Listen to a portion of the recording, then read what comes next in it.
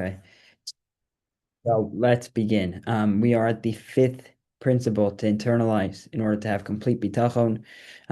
We've been going through all five of these principles. The last one we talked about yesterday was that in order to have complete bitachon, you have to also carry out the will of Hashem, right? Hashem, if you want Hashem to carry out your will and for you to be able to rely on Hashem, you've got to pull your weight too and carry out His will. Okay, so now the fifth principle, the fifth and final principle in order to achieve complete bitachon, um, is has a little bit of an introduction. And the article explains that it centers on the interplay between bitachon and ishtadlus.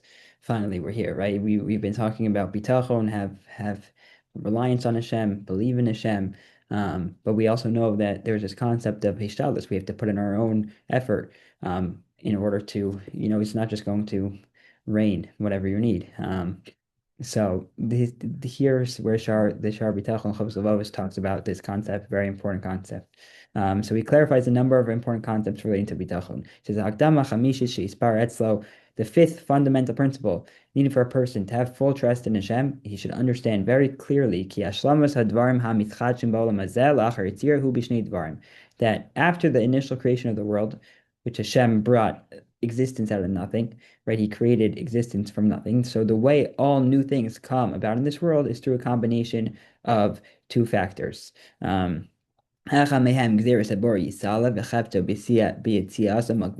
first factor is decrees issued by Hashem, that those things will come into existence. The second factor is a chain of causes and intermediate agents. Just explain that they've put as a footnote here. After creation, things no longer come into existence directly by Hashem's decree. Instead, His decree triggers a series of causes and effects, which eventually culminates in the result He desires. That is, according to the Chovos HaLevavos, how God operates. It's just the what. Why? I don't know if he's going to explain, but the what, that is the what. That is how God operates. Mayhem, Krovim. Some of these causes are immediate. They are the end of the cause and effect chain and directly precede the result becoming a reality. Mayhem Rechokim, and some of them are remote. They're at the beginning of the chain and they are far removed from the intended result. Mayhem Niglim, some of these causes are very evident. We can see them. Mayhem Nistarim, some of them are concealed. Kulam but he says all these causes, whatever they are, so they hasten collectively to bring about whatever is decreed to come into existence and appear in the world. With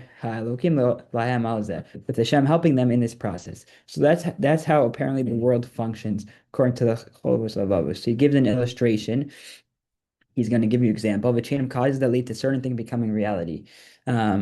So here's what he says. He says the example is Dimyun hasibos hakrovos kotzos mayim mimake aretz gal. He says an illustration of the immediate causes can be found by removing the process of removing water from a well deep in the earth by means of a water wheel system. The kelim hamaylim misamayim min habe'er, with buckets that are attached to the last wheel, bringing the water up from the well.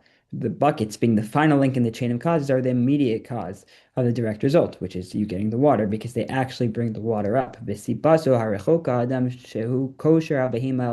remote cause for obtaining the water is the person who harnesses an animal to the first wheel, and who prods the animal in order to move the wheel so the other wheels turn and then bring water from up from the bottom. However,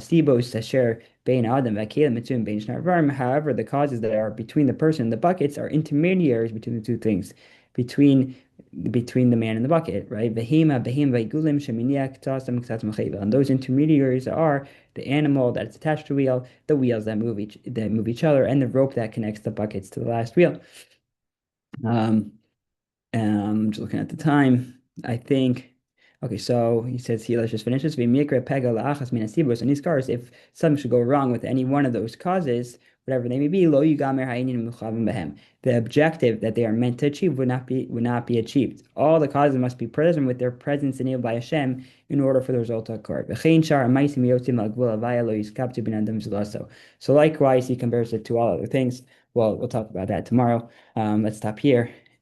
Everyone have a great rest of the day. Thanks for coming on.